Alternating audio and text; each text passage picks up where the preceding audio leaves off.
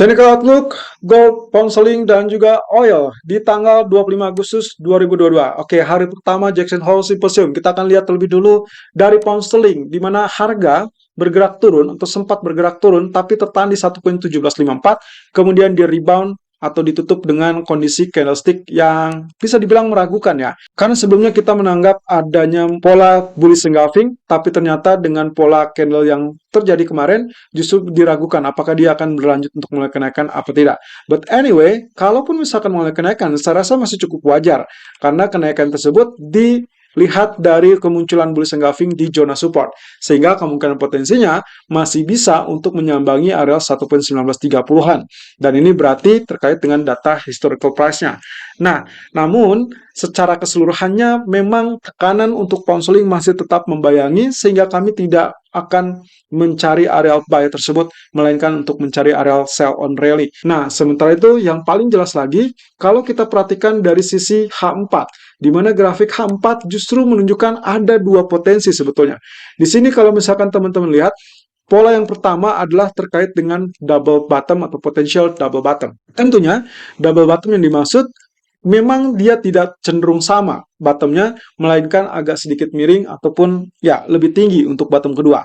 Namun, hal yang pasti yang harus dia lalui adalah level neckline, dan itu berada di 1.1834 seperti yang sekarang kita saksikan.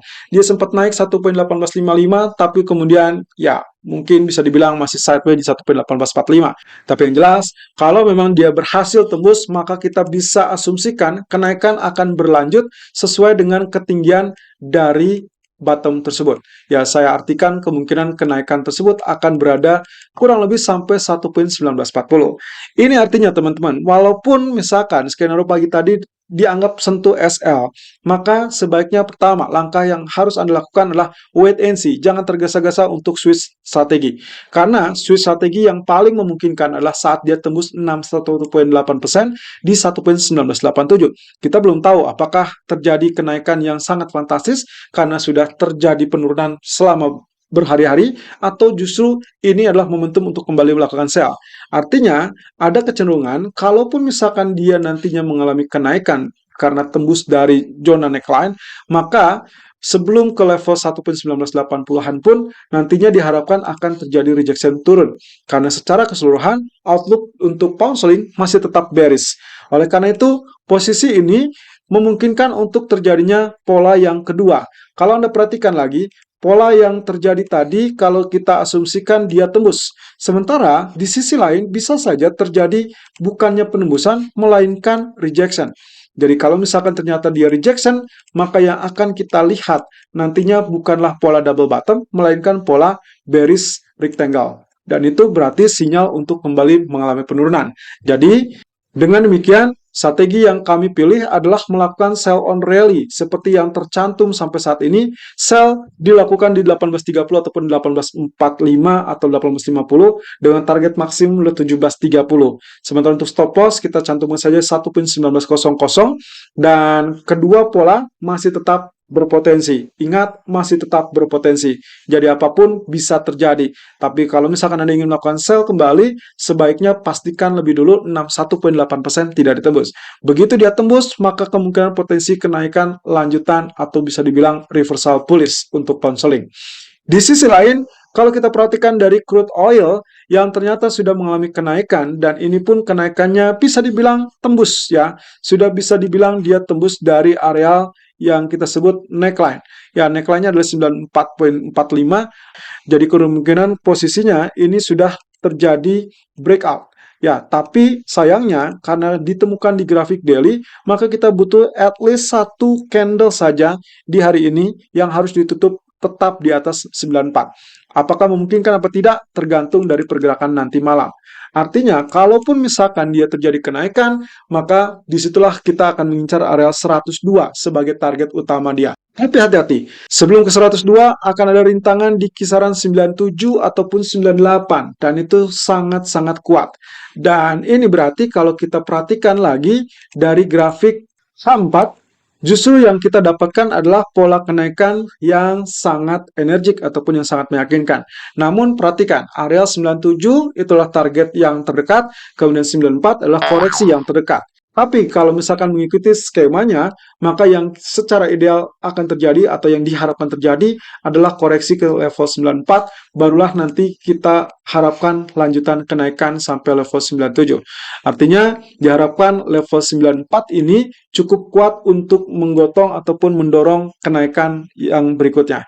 Tapi hati-hati, kalau ternyata terjadi penembusan 94, maka yang dikhawatirkan dia akan kembali ke level $92 per barel.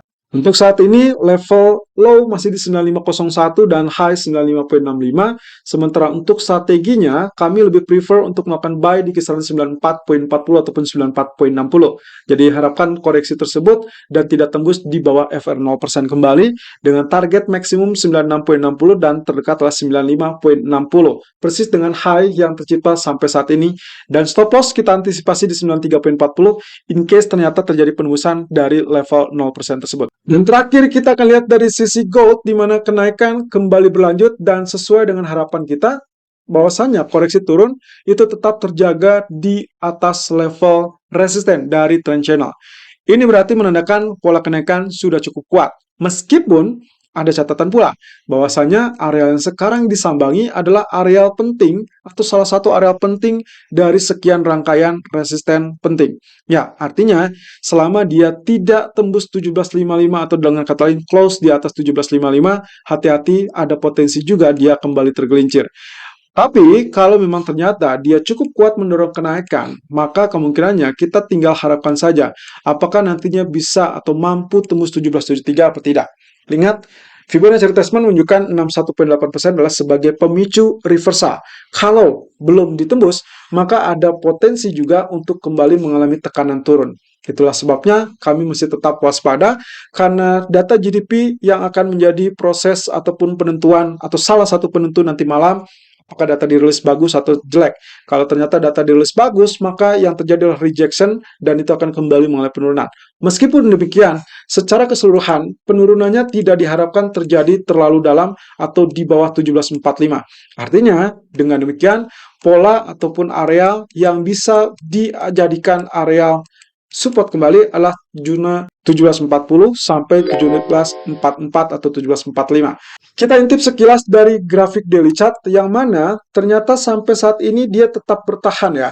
Kalau misalkan kita lihat ya terakhir dengan pola penurunan 17.29 meskipun dia sempat 17.27 terbukti bahwa areal ini tidak ditembus ya, tidak ditembus. Dan itu berarti membuka peluang ataupun harapan terkait dengan elliott wave yang sempat kita bahas selama 2 minggu terakhir. Tapi ingat, elliott wave masih tetap dalam peluang, bukan kepastian. Yang terpenting adalah selama salah satu syarat bisa dipenuhi, berarti kita tinggal lihat syarat berikutnya. Yang ternyata syarat pertama sudah mampu dipenuhi, yaitu kaitannya dengan tidak tembus di bawah level 17.29 atau dalam hal ini 61.8%. Karena dia adalah dianggap koreksi dari wave 1. Sementara kalau misalkan syarat kedua yang paling penting lagi adalah penembusan 1807. Untuk apa? Karena untuk terjadi wave ketiga, maka dia diharuskan untuk tembus 1807 tersebut. Tapi kalau ternyata gagal tembus, maka diharuskan justru dia akan kembali mengalami penurunan. Itu sebabnya potensinya masih terbilang cukup minim, walaupun cukup menjanjikan. Jadi semua tergantung dari pernyataan Powell yang makin dekat untuk didengarkan di hari Jumat. Apakah dia akan menjadi faktor pendorong atau faktor penekan? Dan ini kaitannya dengan pergerakan selanjutnya dari kebijakan moneter Fed. Dan terakhir, kalau kita perhatikan dari grafik H1, maka secara singkat, pola tersebut sudah tembus dengan areal yang kita harapkan, teman-teman. Ya, kita tinggal tarik garis di sini, dan itu nampak jelas bahwasanya kenaikan juga mengikuti alur yang bisa dibilang progresif ya. Jadi 17.49 terakhir, lalu kemudian ditembus 17.55. Kemarin kita sudah sebutkan bahwasanya secara grafik daily bergantung kepada level 17.55. Apakah dia sanggup untuk tembus apa tidak? Sampai saat ini kita anggap dia tembus ya. Karena kalau misalkan kita perhatikan, oke, saya coba delete seperti ini. Nah, misalkan ini adalah areal resisten yang cukup konsisten, maka Anda perhatikan 1, 2, 3 ya. Ada 3 candle yang tetap bertahan di atas 17.55. Artinya confirm tembus. Ini juga berarti bisa menandakan sebagai level support terbaru. Ya, 17.55 sebagai support terbaru Berarti kalau misalkan terjadi kenaikan, kita tinggal lihat bahwasanya potensi tersebut memungkinkan sebagai koreksi yang terbatas di 1755, kemudian diharapkan lanjutkan kenaikan ke target berikutnya. Dan itu berarti melirik areal 1761 ataupun bahkan 1772. Persis dengan apa yang digambarkan di grafik 4 atau yang ditujukan di grafik 4.